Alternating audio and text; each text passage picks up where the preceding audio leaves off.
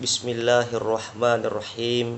Assalamualaikum warahmatullahi taala wabarakatuh.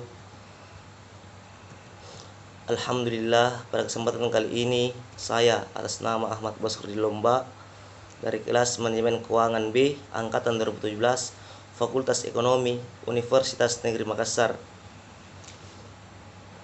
Adapun materi atau pembahasan yang ingin saya bawakan pada kesempatan kali ini, yang pertama, capital budgeting atau penganggaran modal.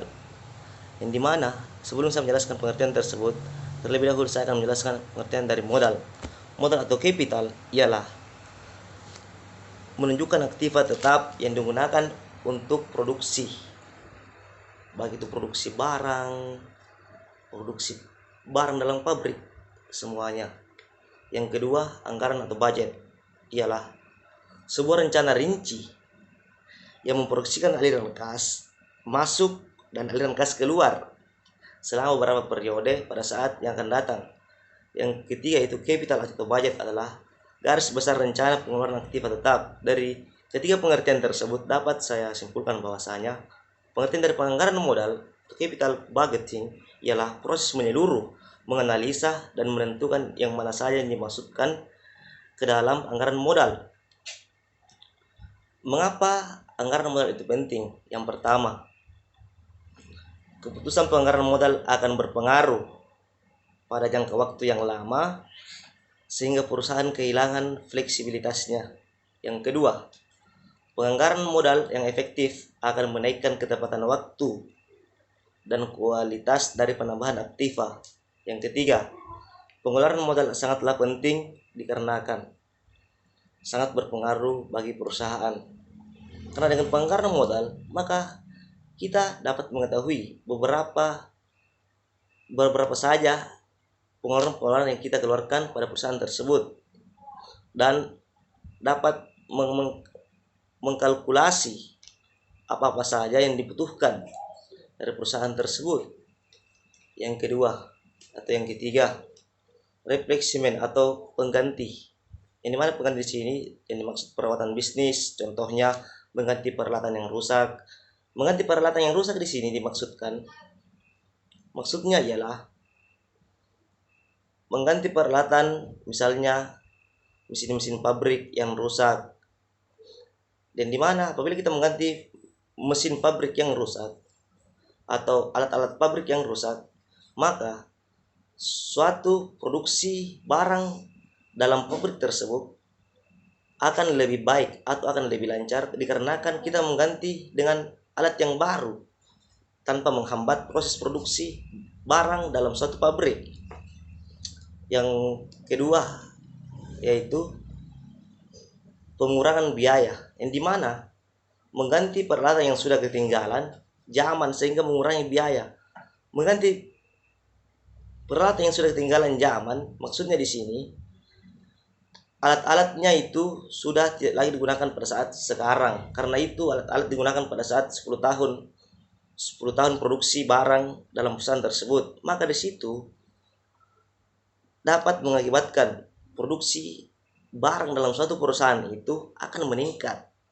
Dalam artian kata, banyak konsumen yang meminati barang tersebut karena faktor yang paling terpenting dikarenakan kita mengikuti zaman sekarang atau ngetrend ceritanya.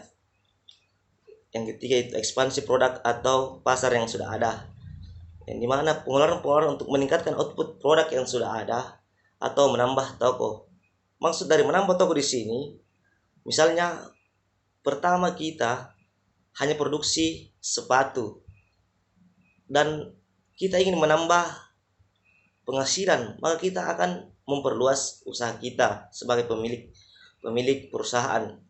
Yang dimana di sini yaitu kita misalnya menambah produk atau membuat restoran, yang dimana pasti kita dapat menghasilkan aset atau penghasilan yang lebih lagi dari sebelumnya. Karena yang pertama kita hanya memproduksi sepatu, sekarang kita membuat restoran, maka dari membuat restoran ini dapat menambah laba atau keuntungan kita setiap bulan atau setiap tahunnya. Tergantung bagaimana kita memanage keuangan kita sebagai pemilik perusahaan atau pemilik restoran tersebut. Yang keempat, ekspansi produk atau pasar yang baru. Yang kelima, proyek keamanan atau lingkungan, penelitian dan pengembangan. Yang ketujuh, kontrak jangka panjang. Kontrak jangka panjang untuk menyediakan produk atau jasa pada customer yang baru.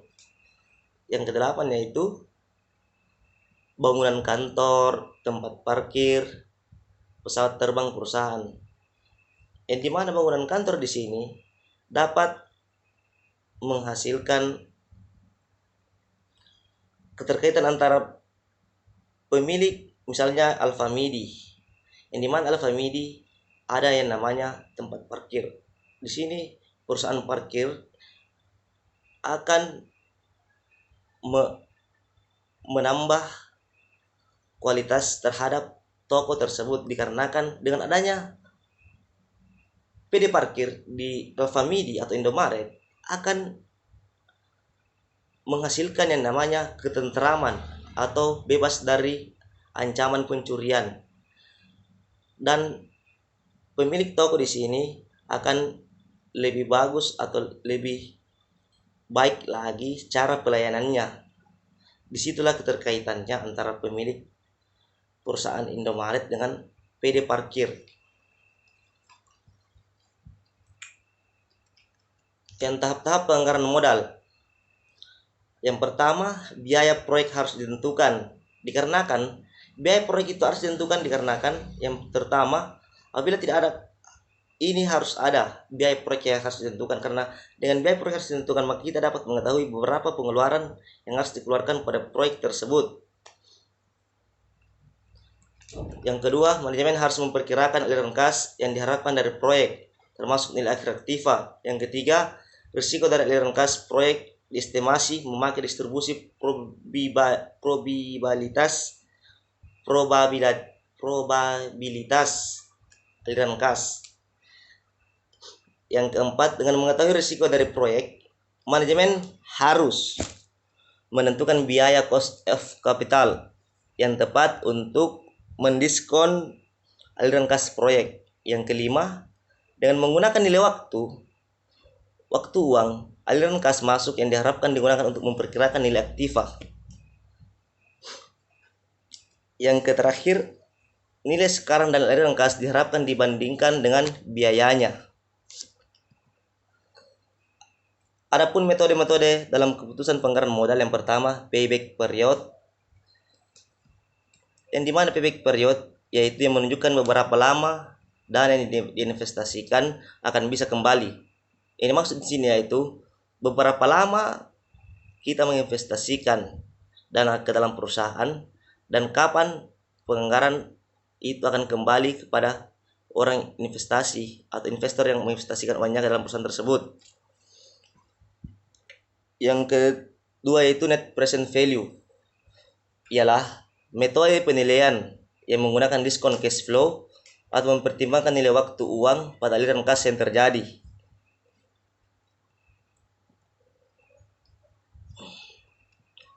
IRR adalah tingkat diskon rate yang menyamakan nilai sekarang dan aliran kas yang akan terjadi present value inflows dengan nilai sekarang aliran kas yang keluar mula-mula present value investment cost. Jadi apabila present value terlalu rendah, maka kita merendahkan IRR-nya. Sebaliknya, apabila present value terlalu tinggi, kita meninggikan IRR-nya.